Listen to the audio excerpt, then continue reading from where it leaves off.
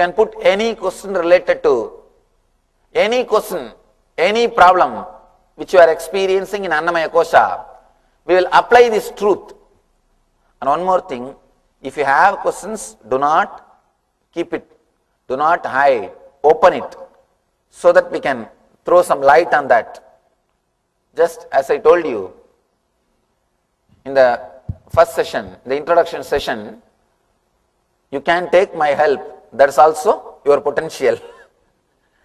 And if you don't take, you are not using your potential completely. You are not using the potential. Let you use all your potentiality. Let you open up completely. Unless you put the questions, I won't be able to exactly give you the customized truth. Now I have given the truth in a generalized way. If you put your questions, if you open your problems, we can customize it. We can throw more light on that.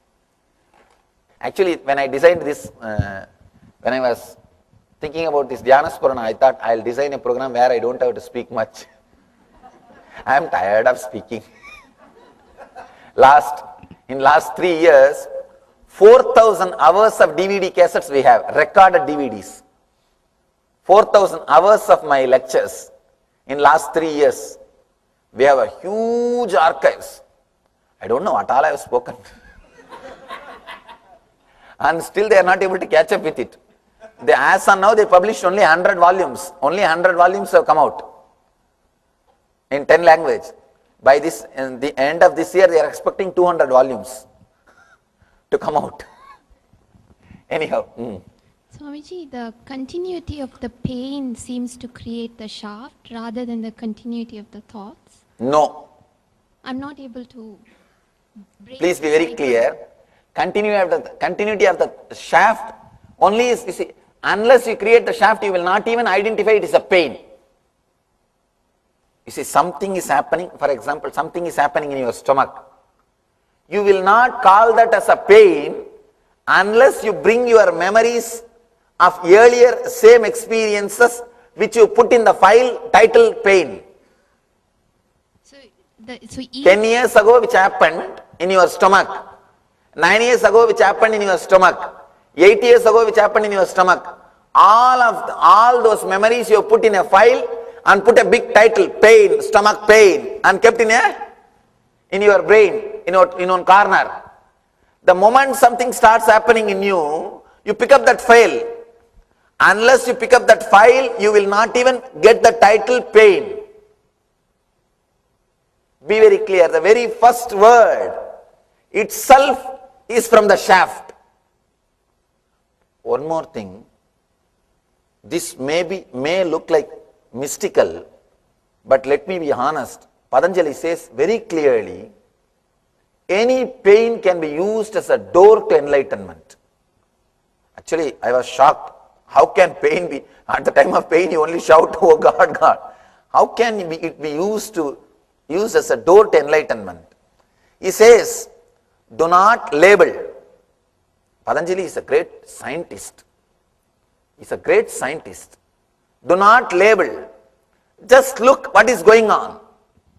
Just like how a small child sees something new with all excitement and curiosity. Same way, just look what is happening. Just see. You will understand two things. First thing, your body is rejuvenating itself, reconstructing itself. That process only you are calling it as pain. That's the first thing. Next thing, when you don't label that as a pain, that feeling, you don't have to fight with that feeling. When you don't fight with that feeling, you are not fighting with the rejuvenation process itself. You are encouraging self-healing. You are helping self-healing. When you label that as a pain, not only you are fighting with the self-healing process or reconstruction process, rejuvenation process, when you fight, you elongate the process and have more pain. When you do not fight, you may think, oh, only when you have pain you will understand all these things, Swamiji. Please be very clear, it is not that I never had any pain, or it is not that I don't have any pain. If you sit in my chair and do the job, then you will understand. Hours together. At least here only 2 days workshops. In India, 4 days workshop. Any workshop is 4 days. Average 18 hours I sit. Anybody who has done NSP in India? There are witnesses. 18 hours I sit in the same pose. Of course, here chair is little comfortable. In India, chairs are not like this. And one more thing. All American chairs are made for back pain. That's an important thing. See, whenever I sit in the wooden chair, I never feel anything. I don't feel any pain. In India, that wooden asanas that are straight, one this way and another one this way, horizontal plane and one vertical wooden thing. You are completely balanced. But maybe some lobby, 2 lobbies company, the people who are creating the chair and back pain medicine producers. Who knows? Who knows what is happening here? But these chairs are all made for back pain, that much is sure. Anyhow, understand, it's not that I don't have any pain or anything. When I travel 18 hours in the flight, I do have the pain. I do experience. Of course, I don't label that as a pain. I just relax and look into it. Even before labeling, I look into it. What is it? And the same way, fatigue. When the fatigue starts, look into it. People who live around me, they know, morning when I come out of my room, the face and the voice, it will be same when I go back to my room after 20 hours. Not magic, not because of enlightenment. People think, oh, you are enlightened because of that. Nothing. Be very clear. It is not because of any magic or enlightenment. Just look into it. Do not create shaft. This is the only simple technique. All you need to do is do not create shaft, which is not there. Just remember you are unclutched and do not create shaft. The fatigue which you felt yesterday, the fatigue which you felt 1 year ago, the fatigue which you felt 2 years ago, they are no way connected to each other. They are independent incidents. Something came up, happened, over. But you label them and keep them all in a safe file for future reference. For future reference. How they keep in the hospitals? Just like that you can have a file. I have a chronic fatigue problem. Big file. 7 o'clock means I will be tired. 8 o'clock means I can't do anything more than that. After 8:15, if somebody asks me anything, I will shout at them. I will be tired. You have a big file. And you refer that file and always fulfill that file. Because only when you fulfill that file, you feel you exist. Otherwise, you feel your identity is shaken. You are not the same person. Somehow you want to believe you are the same person every day. Be very clear. For 7 years ago, the person who existed in your name and today who is existing in your name, these two are not the same person. Understanding, maturity, of course maturity never happens, that is different. At least age, information, all these things are totally different. But somehow you try to retain the identity. You don't trust, you also grow. And you don't trust, others grow. Of course, you don't trust, others grow, that is okay. That I can understand. You don't trust, you don't even trust that you are also growing. You don't trust, you can change the fatigue. Even if you have felt the fatigue 1 year ago, now there is every possibility you can update yourself. Your body might have overcome. You may not have that problem now. You are not interested in trusting that. You wanted to retain the identity. You can sacrifice anything for identity. That is why you try a very cunning, very polite but cunning game. This whole thing is just the game which you are playing. You may be thinking, Swamiji, When somebody comes, actually it happened. One person came to me with a chronic headache and he was complaining. I said, it is all in your mind.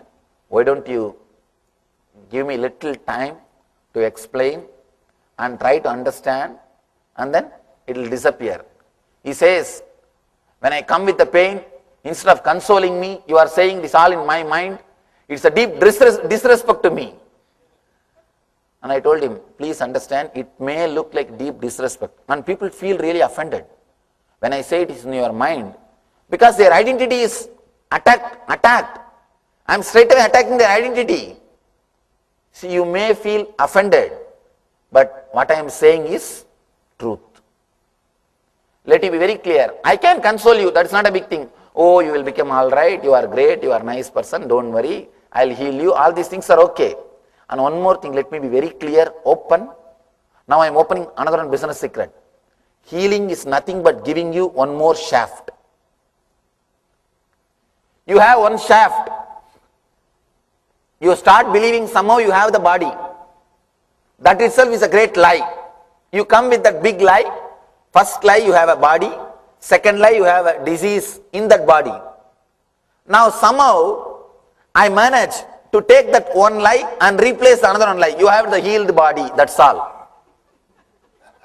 And you heal yourself. Be very clear. It's purely playing with lies. Somehow I take that one lie that you have diseased body. Basic lie is you have a body. That's the first lie. Because you don't have a body. That is the truth. You may play with this body, but you don't have this body. You are playing with this body. Or you decided to play with this body. Anyhow, that is the first lie. The second lie, you have a diseased body. That's the second lie built on that first lie. When you come to me, actually second level, third level lies can be easily operated and opened. The first level lie is the difficult thing. The second level, third level lie, they are all superficial lies. It's almost a simple belief. It's very easy to change it. I just take that lie and replace this lie. You have a healed body, over. And you feel, oh, Swami has done a great help for me. Let it be very clear, this whole thing is myth. You are playing with some lies, so I play with some more lies, over. And let us ask another one question. All right, you come with a knee pain, I heal. You think that once for all you are healed? I made your whole knee with the steel? In 10 days you will have same pain. You will have the pain. If you don't change your mental setup, you will bring that pain back. Because your mental setup which is bringing the disease. Your mental setup which is bringing the disease. Unless we go to the depth and touch the core, I have always seen when people do meditation and have the healing, once for all they are healed. They never get the disease back. But people who come to me for healing, I tell them, why don't you come for a meditation program? They think, oh, you just heal me, Swamiji, I don't want to meditate and all. They just want the energy from me, but they don't want to listen to what I am saying. Then I tell them, all right, I have no problem, let you be healed. They will be healed because of that energy, but it won't stay permanently. Because unless the deeper transformation happens, what can happen? You will bring that same disease back in 10 days. 10 days is too much, I think. You will bring it back because you are carrying the same mind. But if you also work with the mind, if you also cooperate with me with the meditation, anything which happens can be permanent. It can stay with you because you understand the truth. You start unclutching yourself. Any meditation can be called as meditation only if it gives you the experience of being unclutched. You may not know the word. If it just gives you the experience, then it can be called as meditation.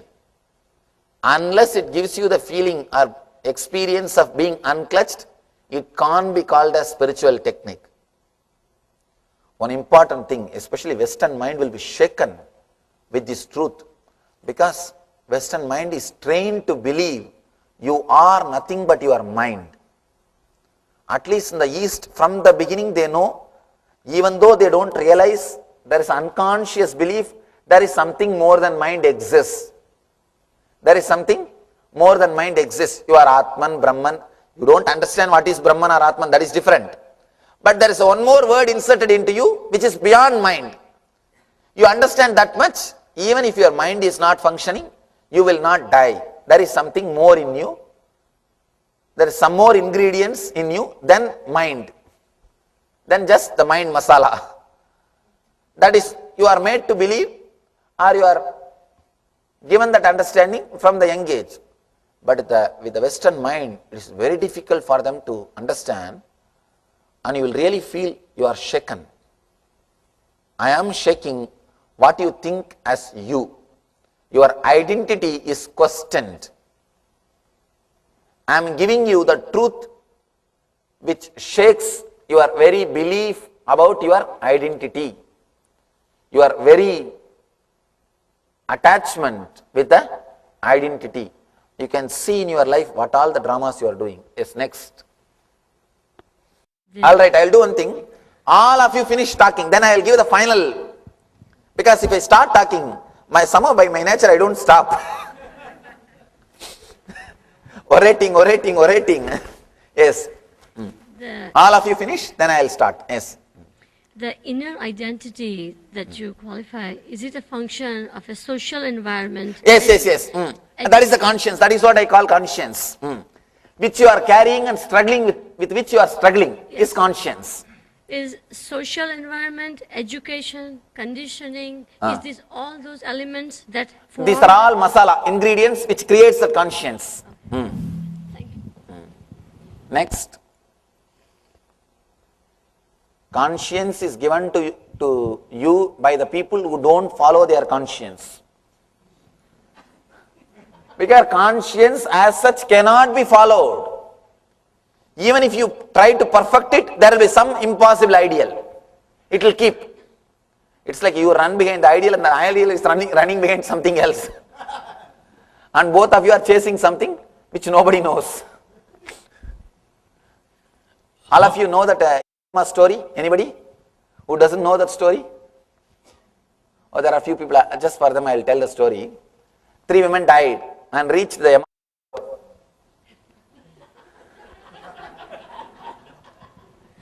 started inquiring to give the judgment. First lady came, asked, did you live a pure life? She said, yes, master. Yes, Lord. I lived a pure life. Even mentally, I have not done any mistake. I lived such a beautiful, pure life. I saw his laptop, the record says yes. Now they have computerized everything. Says, oh, all right. It's nice, you lived a pure life. Have the golden key, go to the Swarga, enjoy, first class, AC suit. Enjoy. She went away. Second lady came. Did you live a pure life? She put her head down. Master, physically I lived a pure life, but mentally I used to watch movies. So whenever I see the heroes, really I felt little tempted.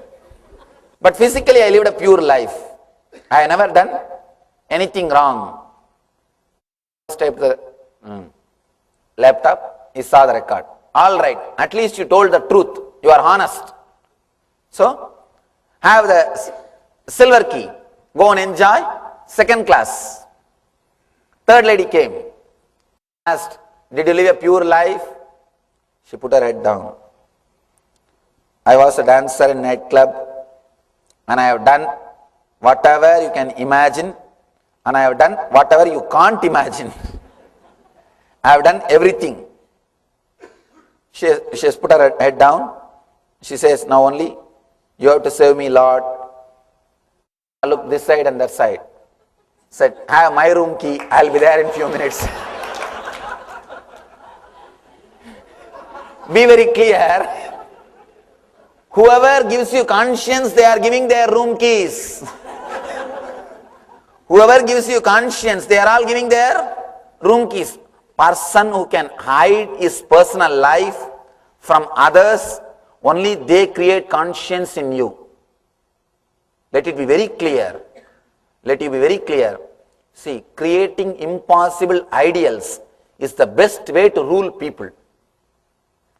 Once you create an impossible ideal and insert into his brain, create guilt, Throughout his life, he is a slave.